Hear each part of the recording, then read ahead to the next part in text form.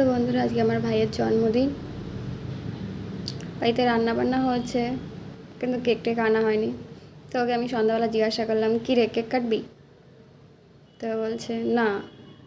পরে আবার বলছে, একটা কেক তো আনতে পারতিস আমার জন্য। তো আমি একটা কেক অর্ডার করেছি। তো কেকটা আসলে ওকে সারপ্রাইজ দেবো। ও জানে না যে আমি কেক অর্ডার করেছি। তো কেকটা পেয়ে কী করে তোমাদের দেখাবো, ঠিক আছে?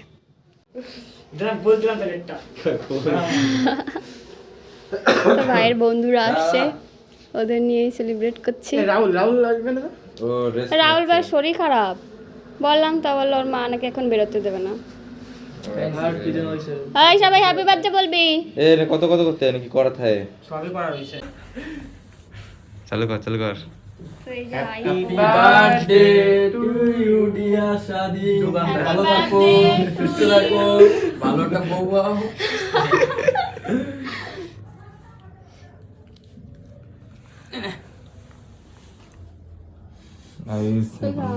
ভাই বোনকে খাওয়া যাচ্ছে।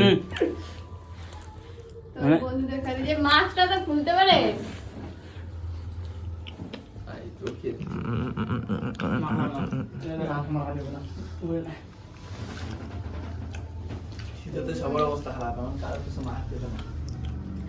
তো বন্ধুরা, ভাইয়ের কেক কাটা হয়ে গেছে।